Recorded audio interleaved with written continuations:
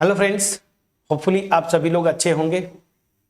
तो यहाँ पे क्वेश्चन नंबर 4 बहुत इंपॉर्टेंट, ये मेरा इंटरेस्ट का था। मैंने आपको बोला भी था कि आप क्वेश्चन 4 जरूर करिएगा।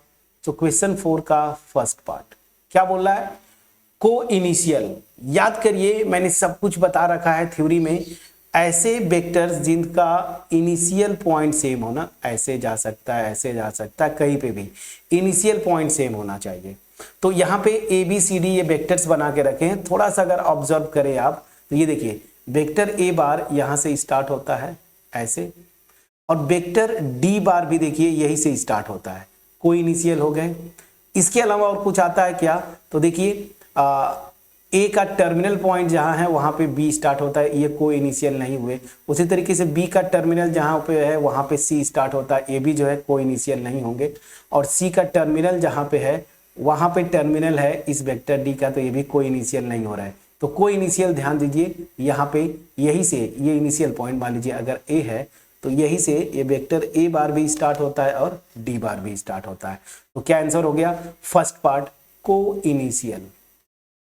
थोड़ा सा नीचे करें ताकि आपको वीडियो, मेरा फोटो इतने में आ जाता होगा। चलिए, को इनिशियल ना, तो को इनिशियल वेक्टर्स क्या क्या है?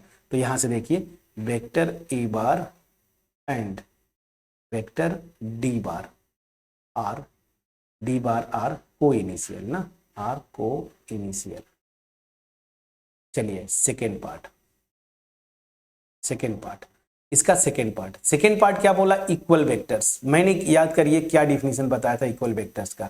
ऐसे वेक्टर्स जिनका direction as well as magnitude same हो, ऐसे वेक्टर्स को हम क्या बोलते हैं? Equal vectors. तो ध्यान दीजिए, डायरेक्शन की बात बोले तो ए से मैं स्टार्ट करता हूं, तो ए का डायरेक्शन देखिए इधर है। उसी तरीके से सी, अब देखिए ए का डायरेक्शन इस डायरेक्शन में इधर, लेकिन सी का ठीक देखिए यहां से स्टार्ट, मतलब सी का डायरेक्शन इधर हो गया, तो ये तो कभी इक्वल नहीं हो सकते। ऐसे ही कॉम्बिनेशन बना के आप करें।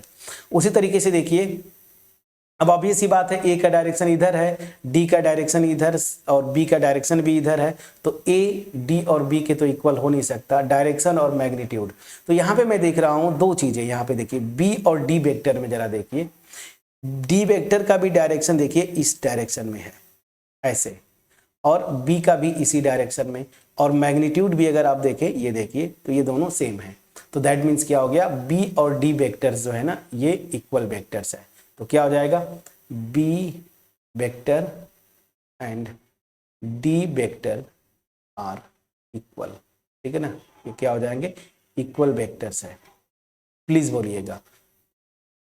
अब चलिए थर्ड, बहुत important, collinear but not equal. ध्यान दीजिए, कोलिनियर हो लेकिन इक्वल ना हो। कोलिनियर का डिफिनीशन जरा याद करिए।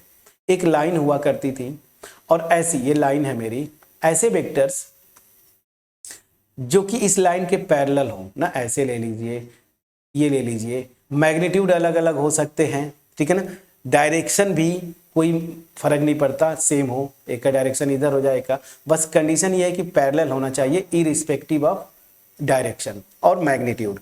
तो यहां पे बस यही कॉन्सेप्ट लगाना है। अब देख के आप प्लीज बताएं, वीडियो को पॉज करिए और देख के बताइए। चलिए, तो यहां पे क्या आपका आंसर आया? तो देखिए, कोलिनियर हो, कॉन्सेप्ट समझ में आ गया, but not equal. Collinear, parallel to same but not equal. तो यहां पे देखिए डी और बी भी क्या है, कोई लाइन होगी ऐसे, उनके पैरेलल है, मैग्नीट्यूड भी सेम है।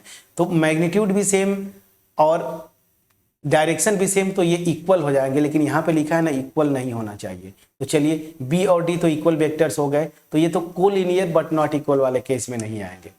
तो अब बचता क्या है? ध्यान दीजिए, यहां पे ए को जरा देखिए, वेक्टर ए और वेक्टर सी, ये दोनों वेक्टर, कोई एक ऐसी लाइन होगी जिसकी ये दोनों पैरेलल हैं, ठीक है ना, लेकिन एक का डायरेक्शन इधर है, सी का डायरेक्शन इधर है, तो ये इक्वल तो नहीं हो सकते। इक्वल वेक्टर में मैग्नीट्यूड और डायरेक्शन दोनों सेम होना चाहिए।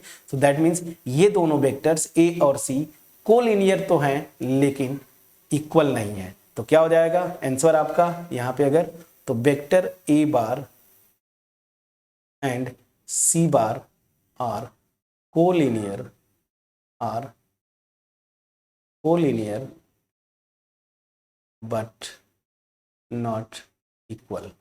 देखिए ये मेन कॉन्सेप्ट था, ये अब आप समझ गए होंगे। ठीक है, चलिए अब चलिए क्वेश्चन नंबर 5 की तरफ। क्वेश्चन 5 में क्या बोलता है, फटाफट इसको करते हैं। क्वेश्चन 5 ट्रू फॉल्स की बात करता है, तो ट्रू फॉल्स तो आसान होगा। Answer the following as true और फॉल्स।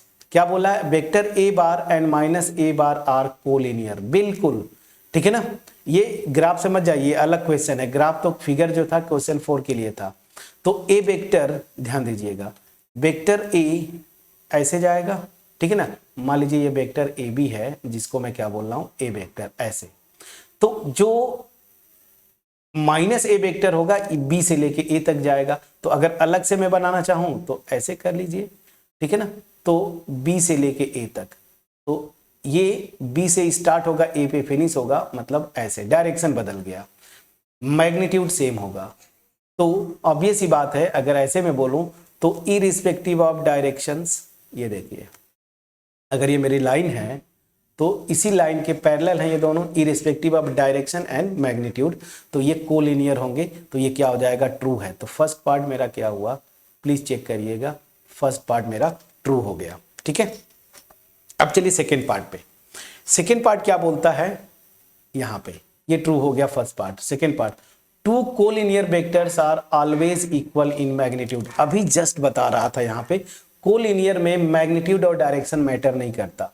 मैग्नीट्यूड अलग अलग भी हो सकता है, डायरेक्शन भी अलग अलग हो सकता है, बस पैरेलल होना चाहिए एक लाइन के। समझ में आ गया। So two collinear vectors are always equal in magnitude, कोई जरूरी नहीं। तो ये तो फॉल्स हो गया। क्लियर है, चलिए थर्ड पार्ट पे। थर्ड पार्ट क्या बोलता है, two vectors having same magnitude are collinear. नहीं, कोलिनियर होने के लिए जस्ट पैरेलल हो, डायरेक्शन छोड़ दीजिए। देखिए इरेस्पेक्टिव ऑफ डायरेक्शन मतलब क्या है, डायरेक्शन हटा दीजिए बस। जैसे लाइंस को हम पैरेलल लाइंस देते थे ना, स्ट्रेट लाइंस, 11th वगैरह में पढ़े हम लोग, तो बस ये होना चाहिए ना। डायरेक्शन बस इग्नोर कर दीजिए ना, डायरेक्शन छोड़ दीजिए, तो एज स्ट्रेट लाइन ये बस पैरेलल हो ऐसे। तो बिल्कुल यहाँ पे डायरेक्शन भी नहीं होता है, मैग्नीट्यूड भी सेम नहीं होना चाहिए, बट क्या बोला, two vectors having same magnitude are collinear. तो ये फॉल्स हो गया फ्रेंड्स ना, ऐसा कोई जरूरी थोड़ी है, तो ये भी फॉल्स हो गया। चलिए फोर्थ पार्ट। फोर्थ पार्ट क्या बोल रहा है, इस पे फोकस करिए। फोर्थ पार्ट जो बोल रहा है आपका, two collinear vectors having same magnitude are equal vector. नहीं फ्रेंड्स, कोलिनियर है, मैग्नीट्यूड तो सेम हो गया, यहाँ पे देखिए डायरेक्शन अलग अलग हो जा रहा है ना। ये तो दोनों वेक्टर, इसी का देखिए काउंटर एग्जांपल हो गया फोर्थ पार्ट का, यही ए और माइनस ए, ये दो वेक्टर्स ले लीजिए, कोलिनियर है, ठीक है ना। मैग्नीट्यूड भी सेम है, लेकिन डायरेक्शन अलग अलग हो गया, और डायरेक्शन अलग अलग हो गया तो कभी इक्वल नहीं हो सकते। इक्वल वेक्टर्स का डिफिनीशन क्या है, magnitude as well as direction, तो कभी ये इक्वल नहीं होंगे। बट क्या बोला है, कोलिनियर हो, मैग्नीट्यूड सेम हो तो इक्वल हो जाएंगे। तो इसका direct counter example vector A और माइनस ए ना। तो ये कोलिनियर है, मैग्नीट्यूड सेम है, बट डायरेक्शन अलग हो जा रहा है, तो ये इक्वल नहीं होंगे। ये भी क्या हो गया, फॉल्स। ठीक है, बेसिक कॉन्सेप्ट था, इस पे बहुत स्ट्रेस देने की जरूरत नहीं, चीजें आप समझते हैं तो फिर आप आराम से कर ले जाएंगे। तो होपफुली इस एक्सरसाइज के बाद अब आपका कहीं से कोई डाउट नहीं होना चाहिए। अब मूव करेंगे अगली एक्सरसाइज 10.2, जहां पे इंपॉर्टेंट कॉन्सेप्ट है वो क्या, एडिशन ऑफ वेक्टर्स। तो जहां पे ट्रायंगल लॉ या फिर पैरेललोग्राम लॉ वो करेंगे हम लोग। फिर वहां से कुछ और टाइप्स है, मतलब कॉन्सेप्ट आगे हैं, उसके बाद वो एक्सरसाइज थोड़ी सी बड़ी एक्सरसाइज है। तो चलिए मिलते हैं नेक्स्ट वीडियो में, जहां पे हम एडिशन ऑफ टू वेक्टर्स करेंगे और स्टार्ट करेंगे कहां से, ट्रायंगल लॉ ऑफ एडिशन। ठीक है, होपफुली ये मेरा एफर्ट जो था वो आपके पास पहुंच पाया। थोड़ा सा इजी एक्सरसाइज, इजी कॉन्सेप्ट में भी आप लोगों को इंटरेस्ट भी ना आए, क्योंकि यहाँ से क्वेश्चन थोड़ा बोर्ड एग्जाम में कम बनते हैं। सो बट फिर भी अगर मेरा एफर्ट आपके पास पहुंच पाया हो, वीडियो अच्छी लगी हो, कमेंट सेक्शन में कमेंट के थ्रू अप्रिशिएट करिए। चैनल पे नए हैं, चैनल को सब्सक्राइब करिए, बेल आइकन को क्लिक करके रखें। मिलते हैं नेक्स्ट वीडियो में, तब तक अपना ख्याल रखें, पढ़ाई करते रहें। Thank you so much friend.